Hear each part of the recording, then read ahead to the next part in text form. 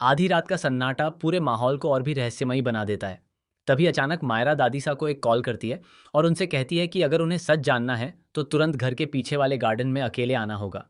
मायरा की आवाज़ में ऐसा आत्मविश्वास और गंभीरता होती है कि दादीसा बिना किसी को बताए वहां पहुंच जाती हैं। गार्डन में पहुंचते ही दादीसा मायरा को अकेले खड़ा देखती हैं।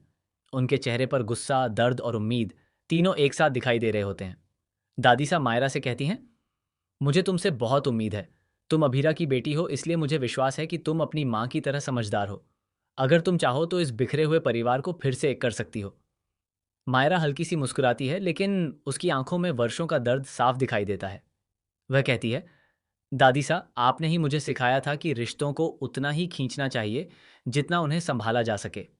लेकिन आपने अपने फैसलों से इन रिश्तों की डोर इतनी खींच दी कि अब वह पूरी तरह टूट चुकी है। आज अरमान और अभीरा ने अपने आत्मसम्मान के लिए जीने का फैसला कर लिया है। अब वे कभी भी पोद्दार हाउस वापस नहीं लौटेंगे, क्योंकि जहां सम्मान नहीं होता वहां घर सिर्फ एक इमारत बनकर रह जाता है। दादी सा मायरा की बातें सुनकर कुछ पल के लिए खामोश हो जाती हैं। उनकी आंखों में पछतावा साफ झलकने लगता है। लेकिन मायरा यहीं नहीं रुकती।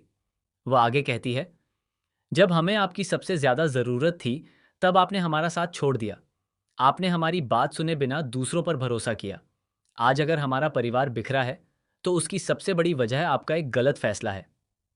इतना कहकर मायरा अपने बैग से एक पेन ड्राइव निकालती है और दादीसा के हाथ में रख देती है।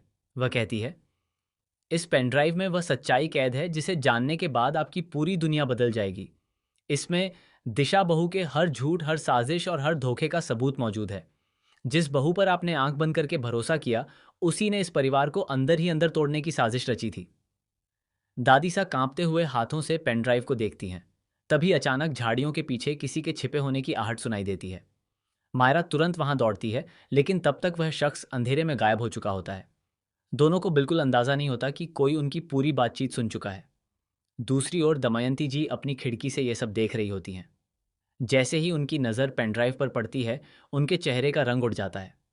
वह समझ जाती हैं कि अगर ये पेनड्राइव दादीसा ने देख ली तो दिशा ही नहीं बल्कि उनके अपने कई राज भी हमेशा के लिए सबके सामने आ जाएंगे।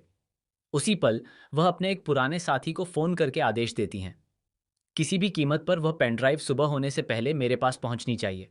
अगर ज़रूरत पड़े तो उसे हमेशा के लिए गायब कर दो। उधर दादी सा घर लौटकर पेनड्राइव चलाने ही वाली होती हैं कि अचानक पूरे घर की बिजली चली जाती है। अंधेरे में किसी के कदमों की आवाज़ गूंजती है और अगले ही पल पेनड्राइव उनके हाथ से गायब हो जाती है। दादी सा हैरान रह जाती हैं कि आखिर ये कैसे हुआ। सुबह होते ही पूरे पोद्दार हाउस में हड़कंप मच जाता है। हर कोई पेनड्राइव ढूंढने लगता है। दिशा बाहर से बिल्कुल सामान्य बनने की कोशिश करती है, लेकिन उसके चेहरे का डर सब कुछ बयां कर रहा होता है। तभी मायरा सबके सामने आती है और मुस्कुराकर कहती है, जिस पेनड्राइव को चुराया गया है वह असली नहीं थी। मुझे पहले से पता था कि कोई ना कोई उसे चुराने जरूर आएगा, इसलिए मैंने असली सबूत सुरक्षित जगह पर रख दिए हैं। यह सुनते ही दिशा और दमयंती जी के पैरों तले जमीन खिसक जाती है। लेकिन असली झटका तो अभी बाकी होता है। मायरा सबके सामने एक बड़ा खुलासा करती है। वह कहती है, जिसे आप सब दिशा की सबसे बड़ी चाल समझ रहे हैं, वह तो सिर्फ शुरुआत थी। असली मास्टरमाइंड कोई और है, ऐसा इंसान जिस पर इस परिवार ने सबसे ज्यादा भरोसा किया। इतना सुनते ही पूरा परिवार स्तब्ध रह जाता है। तभी मुख्य दरवाजा खुलता है और एक रहस्यमयी शख्स घर के अंदर प्रवेश करता है। उसे देखते ही दादीसा के हाथ कांपने लगते हैं। अरमान और अभीरा की आंखें हैरानी से फैल जाती हैं, जबकि दिशा और दमयंती जी के चेहरों का रंग पूरी तरह उड़ जाता है।